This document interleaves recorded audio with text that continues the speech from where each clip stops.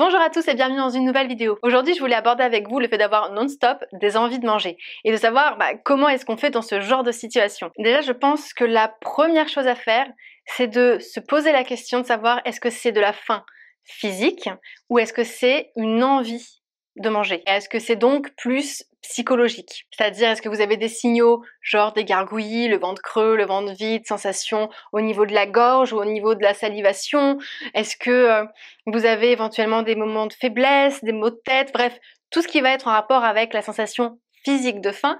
Ou est-ce que c'est plus une idée comme ça qui vous a traversé d'un coup d'un seul, d'une envie de Kinder Country? Parce que ça va déjà vous permettre de faire la distinction de manière très consciente des moments où vous avez faim, parce que là votre corps a un besoin énergétique, et des moments où vous avez envie de manger et où votre corps a besoin d'autre chose. Ensuite, ce que vous pouvez observer, c'est si jamais il s'agit d'une envie de manger et qu'on sait que c'est pas de la faim à ce moment-là, ça peut être intéressant d'essayer de distinguer l'envie de manger émotionnelle de la compensation émotionnelle. Il me semble que je vous ai déjà fait une vidéo sur le sujet, je vous renvoie dessus, je sais pas comment parce qu'il y a beaucoup de vidéos. Normalement, dans la playlist comportement alimentaire sur ma chaîne, vous devrez pouvoir la trouver. Mais en gros, pour bien résumer, une envie de manger émotionnelle, ça va être une envie d'un aliment bien précis, donc un aliment calorique, gras et ou sucré, qui fait plaisir, donc un aliment que normalement vous aimez. Là, à ce moment-là, dans une envie de manger émotionnelle, le besoin de votre corps, c'est de ressentir du réconfort, de pouvoir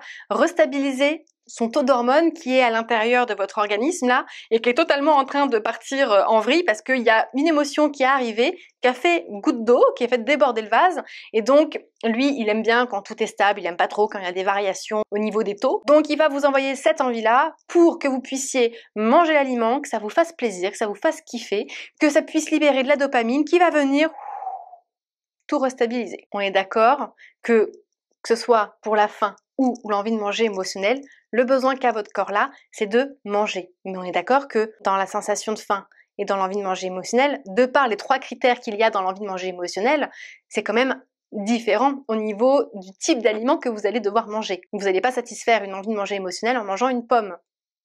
Faites l'expérience sinon, vous verrez. Ensuite, pour la compensation émotionnelle, là ce qui se passe, c'est juste que vous êtes en train d'être face à une émotion que votre cerveau n'a pas du tout envie de ressentir. Et là, lui, il va essayer de trouver une alternative pour essayer de se faire un peu tampon. Et il va se dire, ah mais d'habitude, quand on mange un aliment qui est quand même assez calorique, ça fait du bien en fait, ça aide le corps. Donc je pense qu'on va faire ça. Du coup, il va vous envoyer vers une envie de manger qui, elle, ne va pas être sur un aliment précis, mais une envie générale. C'est-à-dire que là, vous n'allez pas avoir une envie de Kinder Country bien précise.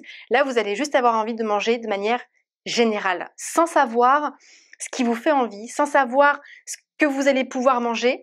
Vous allez commencer éventuellement à manger et en fait, vous allez très vite vous rendre compte que vous allez être frustré parce que c'est pas ça dont vous aviez envie, c'était pas ça dont vous aviez besoin, et vous allez chercher, c'est souvent ça qui fait partir en compulsion. Sauf qu'en fait, à ce moment-là, votre corps a bien un besoin. Ce besoin, c'est pas manger. Donc là, le but, ça va être de chercher un petit peu ce qui se passe à l'intérieur et quel est notre besoin du moment que notre cerveau essaye de combler par de la nourriture. Plus vous allez faire ça, et plus ça va aussi élargir le panel de solutions que votre cerveau va vous proposer pour pouvoir mieux gérer la situation. Donc déjà, rien que le fait de différencier la faim de l'envie de manger émotionnelle, de la compensation émotionnelle, ça vous permettra déjà d'un peu mieux comprendre ce qui se passe dans votre corps et qu'est-ce que vous avez non-stop en fait. Est-ce que vous avez non-stop des compensations émotionnelles? Est-ce que vous avez non-stop des envies de manger émotionnelles?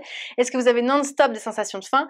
Quand on a non-stop des sensations de faim, c'est peut-être tout simplement que vous êtes en déficit calorique. Ce qui peut arriver notamment quand on a fait un régime et du coup la faim va revenir très souvent pour vous faire revenir à son poids d'équilibre.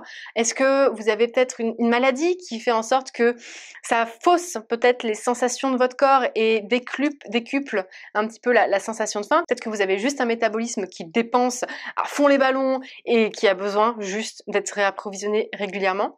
Si c'est de l'envie de manger émotionnelle, c'est forcément lié à des émotions qui se sont un peu trop accumulées.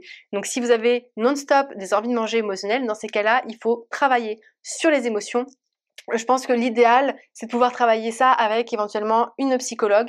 Après, les thérapeutes, parce que j'ai souvent de critiques par rapport à ce que je dis par rapport à ça, chaque thérapeute va apporter des choses. Je pense que le mieux, c'est d'aller voir le thérapeute qui vous semble plus aligné avec ce que vous ressentez à ce moment-là, que ce soit sophrologue, hypnothérapeute, énergéticien, coach en développement personnel, psychologue.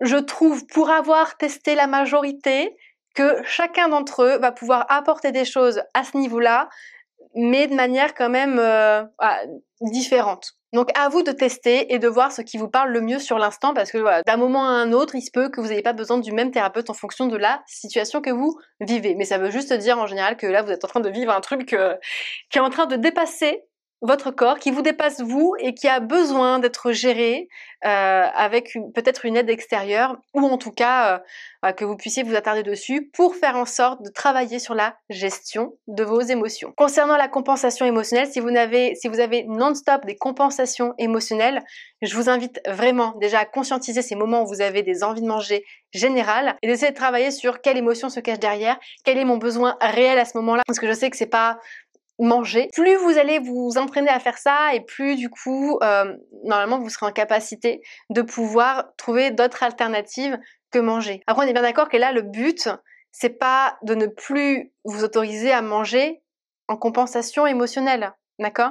Là, c'est juste pour vous permettre d'avoir aussi d'autres solutions disponibles que manger. Voilà, de vous laisser, d'être flexible en fait, de vous laisser la possibilité de manger ou de faire autre chose. Après voilà, ça c'est un cas bien spécifique à travailler de manière un peu plus précise avec des outils particuliers que je donne à mes patients. Donc là c'est compliqué dans une vidéo de pouvoir tout expliquer, tout donner parce que ça va aussi dépendre des personnes. Dans tous les cas, s'il y a une envie, c'est que votre corps a un besoin. Si votre corps a un besoin, c'est qu'il va falloir y répondre de manière adéquate, tout simplement. N'oubliez pas, notre corps nous envoie des signaux pour nous informer, pour nous envoyer des messages, pour essayer de se faire comprendre.